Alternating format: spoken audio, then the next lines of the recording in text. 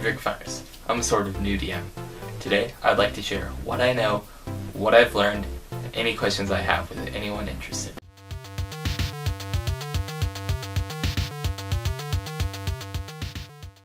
Today, I'd like to talk about battle maps. The three most common ways of playing tabletop RPGs are Theater of the Mind, the Square Grid, and the Hex Grid. The Square Grid is usually 1 inch. I think the Hex Grid is also usually 1 inch. Theater of the Mind is pretty much what it sounds like. It all takes place in your head. You can imagine the battle, the dungeon, whatever. It's also the cheapest way to play because you only need the basics of the system. In my experience, it gets kind of messy because everyone's kind of guessing on distancing and positions, which can be kind of important in a battle. The one I personally use is the 1 inch grid. 1 inch grids are about the size of the base of a common miniature. You don't need miniatures, but I will cover that in a later video. This is a map I made for a one-shot that I got off of the DM's Guild. I will put the link in the description below. This is a custom battle map for a custom one-shot I ran. I like these maps because you can see exactly where everyone is positioned, and there is no guessing about distance.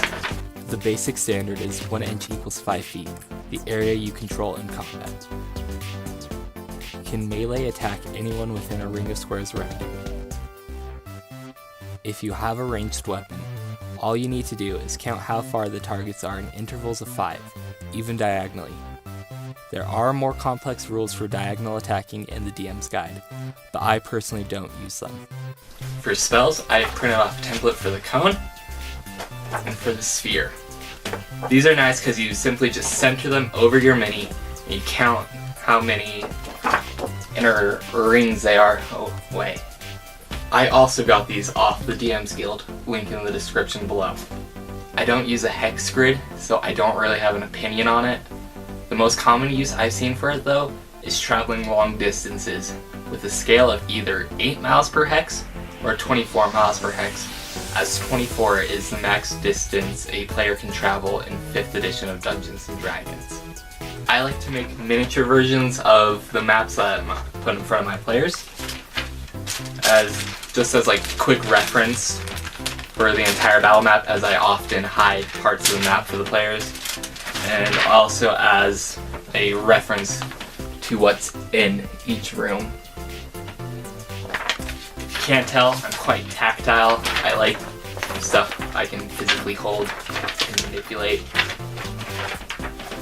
I also use Roll20. It is a virtual tabletop where you can put any image in as the battle map, and Roll20 can put grids on it.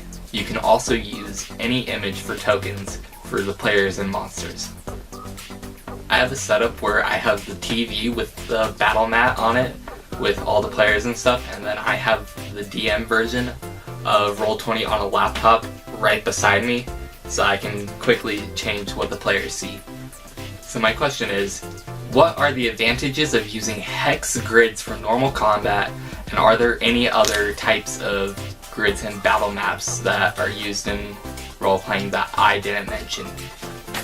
Well, that's all for now. See you later.